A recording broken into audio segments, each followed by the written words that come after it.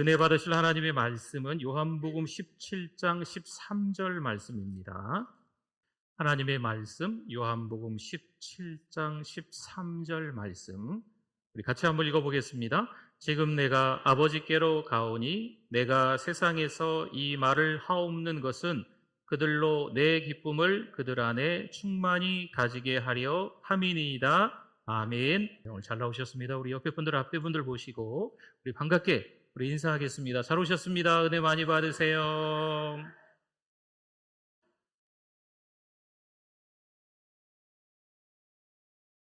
안개가 너무 짙게 껴있는 거죠. 운전을 하기는 해야 되겠는데 앞으로 나아가기는 하는데 불안한 겁니다. 안개가 너무 자욱하게 짙게 껴서 앞으로 나아가지만 속도를 내기도 그렇고 걱정과 근심을 가지고 운전을 하는 거죠. 요즘 우리의 인생을 그렇게 표현하네요. 신자의 삶은 어떨까요? 내가 하나님 앞에 예배드리는데 내가 하나님을 찾고 부르짖는 기도를 끊임없이 하고 있는데 예배를 드리면서 은혜를 받고 말씀 가운데 살아가고 있으면 우리는 여전히 기쁨이 가득한 삶을 살아가고 있습니까? 아니면 인생 살아가는 거 불확실성의 시대에 살아가는 것처럼 우리 신자의 삶 또한 여전히 앞날에 대한 궁금증과 의문점으로 꽉 차서 어떻게 될까? 걱정만 앞서는 삶을 살아가고 계십니까? 이때 우리가 꼭 기억해야 될 것은요, 예배예요, 예배. 예배를 잘 드리실 수 있기를 바랍니다. 예배의 성공자가 되실 수 있기를 축원합니다. 또한 하나님의 말씀이 들렸을 때 그 말씀을 통해서 우리의 내면이 더 강해져야 돼요. 감각이 되살아나야 됩니다. 하나님의 말씀을 통해서 어떤 결정을 해야 될지 거룩한 상상력이 생겨야 돼요. 믿음으로 살아가야 되겠구나. 하나님을 신뢰해야 되겠구나. 하나님이 공급하시는 것을 믿는 그 흔들림 없는 신앙이 우리 가운데 있어야 될 줄 믿습니다. 우리가 잘 아는 믿음의 조상 아브라함이요, 하나님의 부르심에 이 가나안 땅으로 왔잖아요. 여러분, 하나님이 가라 하셔서 오라 하셔서 그곳에 있으라 하셔서 아브라함이 도착을 한 겁니다. 그럼 아브라함의 인생 이제 앞으로 잘 될 일만 남았겠죠? 그렇지 않겠습니까? 우리를 하나님의 자녀로 불러주시고 교회 와서 예배드리게 해주시고 은혜 가운데 평생 살아가게끔 하나님이 만들어 주셔야 되지 않겠습니까? 여러분, 아브라함은 어땠을까요? 가나안 땅에서 풍년의 삶을 살아가는 것이 아니고 흉년이 찾아왔어요. 하나님이 오게 하셔서 오신 땅인데 기근이 찾아왔다는 거예요. 이웃집들이 다 하는 얘기죠. 이때는 별 수 없어. 애굽으로 내려가야 살 수 있어. 그래? 애굽으로 아브라함이 내려갔거든요. 문제 해결을 위해서 내려갔지만 오히려 거기서 더 큰 문제를 맞닥뜨리게 됩니다. 애굽 땅에 가서 어떤 일이 벌어졌습니까? 아내를 잃을 뻔한 사건이 생기지 않았습니까? 사랑하는 성도 여러분, 우리는 언제나 변함없이 하나님의 말씀을 의지해야 될 줄 믿습니다. 그런데 말씀을 의지하고 살아가고 싶은데 하나님의 변치 않는 약속을 믿고 살아가고 싶은데 복병이 있어요. 복병이 뭐예요? 의심이에요. 의심. 기도하면 될까? 예배드리면 될까? 하나님 말씀을 의지하면 될까? 자꾸 의심이 생기는 거죠. 그러니 딴 길로 빠지고 어지간히 고생하고 정신 차려서 돌아오는 일들이 속속 우리의 삶의 여정 가운데 일어난다는 거죠. 오늘 13절을 다시 한번 보겠습니다. 지금 내가 아버지께로 가오니 내가 세상에서 이 말을 하옵는 것은 그들로 내 기쁨을 그들 안에 어떻게 해요? 충만히 가지게 하려 함이니이다. 아멘. 주님께서 가지고 계신 그 기쁨이 우리 안에 어떻게 해요? 넉넉하게 흘러 넘치게 차고 넘치게끔 만들어 주신다는 거죠. 주님이 가지고 계신 기쁨이 뭘까요? 여러분, 주님은요, 자기 땅에 오셨는데 자기 백성에게 영접을 받지 못하셨어요. 환영을 받지 못하셨어요. 이 땅에서 여러 가지 어려운 일을 겪고 계시다가 십자가에 못 박혀 돌아가 죽으셨어요. 자기 백성이. 예수님을 그렇게 만드셨거든요. 그럼에도 불구하고 오늘 16장의 말씀에서, 이렇게 17장의 말씀에서 그렇게 이야기하는 거죠. 기쁨이 충만하시다. 상황과 환경은 그렇지 않지만 여전히 주님 안에 있는 기쁨이 흘러넘치는 줄 믿습니다. 그 기쁨이 우리 가운데도 있기를 바랍니다. 우리의 상황과 환경이 녹록지 않지만 주님 안에 있으면 그 기쁨이 있다 없다? 있다. 여러분, 주님 안에 있는 그 기쁨을 우리가 쫓지 못하면요, 다른 곳에서 기쁨을 찾게 마련입니다. 어디서요? 세상에서. 돈을 쫓는 거죠. 명예를 쫓는 거죠. 힘을 쫓다가 거기서 기쁨을 찾으려고 하는 발버둥이 있게 마련입니다. 저 여러분이 주님 안에서 그 기쁨을 찾을 수 있기를 축원합니다. 교묘히 남을 속이고요, 또 자신을 속이는 거예요. 나는 그래도 말씀 가운데 살고 있어. 나는 그래도 기도 가운데 살고 있어. 나는 늘 하나님의 자녀로 경건하게 살아가고 있어. 속지 마세요. 여러분, 믿음이 그렇게 대단히 좋을까요? 여러분, 남을 속이고 나 자신을 속일 수 있지만 누구는 못 속일까요? 하나님을 속일 수는 없어요. 내 힘으로 내 신앙을 관리하는 건 말도 안 됩니다. 요한복음 15장 18절에서 이렇게 말씀해요. 세상이 너를 미워한다. 주님이 말씀하시는 거죠. 너희보다 먼저 나를 미워한 줄을 알라. 주님을 미워하고 세상이 우리를 믿는 사람들, 우리 신자들을 미워한다는 거죠. 그렇기 때문에 만만치 않은 세상에서 살아가고 있는 거예요. 그래서 우리는요, 포기하고 좌절하고 절망하는 게 어울린 인생을 살아가는 거예요. 세상이 미워하니까 세상 속에서 살아갈 때 여러 가지 환난과 핍박들이 있으니까 우리를 가만히 두지 않으니까 우리는 꼼짝없이 당할 수밖에 없는 거죠. 그 안에서 나 포기할래, 나 절망할래, 나 아무것도 안 할래. 여러분, 이게 우리의 신앙의 현주소일 수 있다는 겁니다. 그러면서 하는 말이 억울하다는 거죠. 속상하다는 거죠. 내가 내 힘으로 하려고 발버둥 치다가 자빠져 놓고 하는 말인 거예요. 여러분, 우리의 삶 속에서 여러 가지 많은 일들이 일어날 때 우리의 눈으로만, 또 우리의 입으로만, 우리의 귀로만 보고 듣고 말하는 게 아니고요, 믿음으로 우리의 상황과 환경을 재해석해야 될 줄 믿습니다. 믿음의 눈을 뜨지 않으면 엉터리를 보게 돼 있어요. 믿음의 입으로 말하지 않으면 쓸데없는 말들을 합니다. 믿음의 귀가 되지 않으면 별로 그렇게 건강하지 못한 이야기들만 자꾸 들려오는 거예요. 목사인 제가, 신자인 우리 모두가 건강한 신앙이 되실 수 있기를 축원합니다. 요한복음 16장 22절 말씀이에요. 지금은 너희가 근심하나, 뭐하나? 근심하나. 근심할 게 한두 가지겠습니까? 근심하나. 내가 다시 너희를 보리니 너희 마음이 기쁠 것이요. 너희 기쁨을 어떻게 해요? 빼앗을 자가 있을까요? 없을까요? 없으리라. 아멘. 누가 주시는 기쁨이니까 세상이 주는 기쁨이 아니에요. 돈이 주는 기쁨이 아니에요. 힘 있는 사람이 우리에게 주는 기쁨이 아니라는 겁니다. 물론 거기서도 기쁨이 조금 있을 수 있어요. 근데 그 기쁨은 잠깐입니다. 찰나입니다. 진짜 기쁨이라고 할 수 없는 거죠. 참 기쁨은 아니죠. 참 기쁨은 누구로부터 오는 기쁨일까요? 그 기쁨이 충만하신 주님으로부터 오는 기쁨인 줄 믿습니다. 그 기쁨이 우리 가운데 오면 그 기쁨을 빼앗을 자가 있다 없다? 없습니다. 주님이 주시는 기쁨 가운데 살아야 되는 거죠.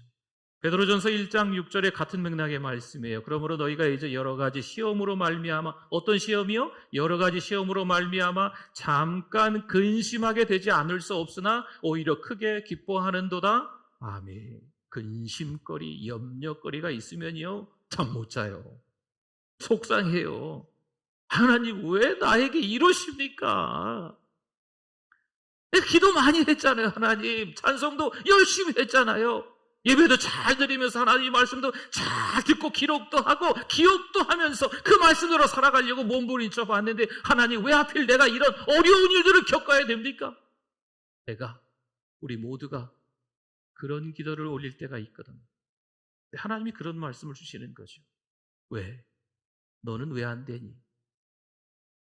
하나님 왜 제가 이런 일을 겪어야 됩니까? 왜? 너는 안 될 게 뭐가 있니? 여러분 그렇지 않겠습니까? 여러 가지 힘든 일들이 시험들이 우리 가운데 있을 수 있지만 주님이 주시는 기쁨의 훈련의 과정인 거예요. 그런 과정들을 거쳐야 하나님의 사람으로 만들어져 가는 거죠. 고린도후서 4장 17절에도 말씀합니다. 우리가 잠시 받는 환난에 경한 것 가볍다는 거예요. 잠시 받는 환난은 가볍다. 가벼우면 날아가겠죠. 지극히 크고 영원한 영광에 중한 것, 이건 무겁다는 거예요. 어떤 게 더 중요하다는 겁니까? 환난이 중요한 거예요? 영광이 중요한 거예요? 여러분 우리가 환난을 받을 수 있지만 그건 가벼운 거고요. 지극히 크고 영원한 영광이 중한 것이라는 겁니다. 무거운 것이라는 거죠. 힘들고 어렵습니다. 속상하고 억울합니다. 정말 힘들고 어려울 때 누군가에게 말 한마디 할 수 없어요. 이건 말하면 다 핑계거리가 되고 변명거리가 되고 오히려 또 말거리가 되는 거죠. 누구에게만 이야기합니까? 하나님에게만 이야기하죠. 하나님 아시지요? 아시지요? 하나님께 그런 찬양 올려드리면서 하나님께만 기도하는 거죠. 사랑하는 성도 여러분, 오히려 이런 기간이요, 우리가 전적으로 하나님께 맡겨야 되는 기간인 줄 믿습니다. 내가 할 수 있는 게 없구나 라는 것을 깨달아야 돼요. 하나님이 공급하셔야 나에게 있는 거구나, 내가 하나님을 신뢰해야만 되는 거구나 라는 것을 배우는 과정, 그 기간이라는 거죠. 다윗이 소년이지만 거인 골리앗 앞에 당당히 섭니다. 거인 골리앗과 싸우는 거죠. 어떻게 어린 다윗이 덩치가 큰 골리앗, 무장을 한 골리앗과 싸울 수 있냐는 거예요. 다윗이 누구를 신뢰했으니까? 하나님을 신뢰했으니까 가능한 거예요. 그럼 그때 사울 왕이나 이스라엘 군대는 뭐 하고 있었냐는 거죠. 그들도 하나님을 믿었겠지만 하나님을 신뢰하지는 못한 거죠. 그러니 두려운 거예요. 40일 아침 저녁으로 골리앗이 나와서 떠들어대는 거거든요. 하나님이 어떠니, 너희들 군대가 어떠니 하면서 한참 떠들 때 오히려 이 사울 왕과 이스라엘 군대에서는요, 벌벌벌 두려워 떨고 있는 거죠. 왜요? 하나님을 신뢰하지 못하니까 그런 겁니다. 여러분, 우리 일상에서 이런 일들이 왜 없겠습니까? 그때 그 광야를 허락하신 하나님의 이유가 반드시 있는 줄 깨닫기를 바랍니다. 그 광야를 통과하면서 하나님의 사람으로 잘 가꾸어져 가는 거죠. 힘들고 어려울 때 거룩한 상상력과 창의력을 가지고 내가 주를 위해서 어떻게 살아가야 될까, 주님께 주시는 그 기쁨을 누릴 수 있는 하나님의 사람으로 조금씩 하나님이 만들어가고 계시는 줄 믿습니다. 야고보서 1장 2절 말씀에 또 나오네요. 내 형제들아, 너희가 여러 가지 시험을, 한 가지가 아니에요. 여러 가지 시험을 당하거든 한 가지면 그래도 그것만 지나면 되겠거니 생각하겠는데 우리 인생에서 여러 가지 시험을 당하거든 어떻게 여기라? 온전히 기쁘게 여기라. 왜요? 하나님을 신뢰하라는 거예요. 하나님 신뢰하는 방법을 배우는 기간. 하나님을 더 신뢰하라고 어려운 일이 있구나. 하나님만 의지하라고, 하나님이 공급하시는 걸 깨달으라고 이런 기간을 허락하시는구나 깨닫기를 바랍니다. 고린도후서 6장 10절에도 말씀합니다. 근심하는 자 같으나 뭐 한다고요? 근심이 있다는 거예요. 없다는 게 아닙니다. 걱정거리가 없다는 게 아니에요. 근심하는 자 같으나 뭐 어떻게 해요? 항상 기뻐하고, 가난한 자 같으나 많은 사람을 부유하게 하고, 아무것도 없는 자 같으나 모든 것을 가진 자로다. 아멘. 힘들고 어려운 일이 있지만 뭐 하자고요? 기뻐하자고요. 오늘 본문에 나온 것처럼 주님에게는요, 뭐가 충만히 있어요? 기쁨이 충만히 있죠. 말씀을 듣고 계시는 거죠? 주님 안에 뭐가 충만히 있다고요? 기쁨이 충만히 있어요. 넉넉하신 거죠. 흘러 넘치시는 거죠. 여러분, 그 기쁨이 충만해서 막 흘러 넘칠 때 쓸데없는 곳으로 막 흘러가는 게 아니에요. 누구에게로 흘러갈까요? 우리에게로, 신자에게로, 하나님의 자녀들에게로, 말씀을 의심하지 않고 믿는 우리에게로 그 기쁨이 흘러오는 거예요. 그래서 주님 안에서 그 기쁨을 함께 누리는 거지요. 우리도 그 기쁨이 충만하게 될 줄 믿습니다. 고린도후서 7장 4절에 보니까요, 나는 너희를 향하여 담대한 것도 많고, 지금 사도 바울이 고린도 교회를 향해 쓴 편지에서 나오는 내용이에요. 너희를 위하여 자랑하는 것도 많으니. 사도 바울이 과연 이런 형편과 상황이었을까요? 내가 우리의 모든 환난 가운데서도 정확하게 나오죠. 환난이 있었어요, 사도 바울이. 고린도라는 도시의 이 악함이 교회 안으로도 흘러 들어왔거든요. 별의별 일이 다 일어나고 막 지칠 대로 지친 이 사도 바울의 육신인 겁니다. 모든 환난 가운데서도 위로가 가득하고 뭐가 넘쳤다고요? 기쁨이 넘치는도다. 아멘. 현실의 무게가 만만치 않습니다. 그럼에도 불구하고 사도 바울은 여기 고린도후서 7장에서 기쁘다라는 말을 여러 차례 반복해서 하는 것을 볼 수 있습니다. 뭐가 중요하다는 걸까요? 기쁨이 중요하다는 거예요. 그 기쁨은요, 믿음에서 오는 기쁨입니다. 자기 신념은 믿음이 아니에요. 하나님의 말씀을 믿는 게, 그 약속을 믿는 게 믿음이지 자기 신념이 믿음이 아니에요. 나는 말이야 지금까지 이렇게 살아왔기 때문에 이렇게 살 거야. 여러분, 이건 믿음이 아니에요. 자기 신념이에요. 자기의 신앙의 노하우, 신앙의 어떤 실력, 경험, 여러분 이런 것들을 착각할 수도 있어요. 그게 진짜 믿음인지 아니면 잘못된 포장지인지를 잘 생각해 보셔야 돼요.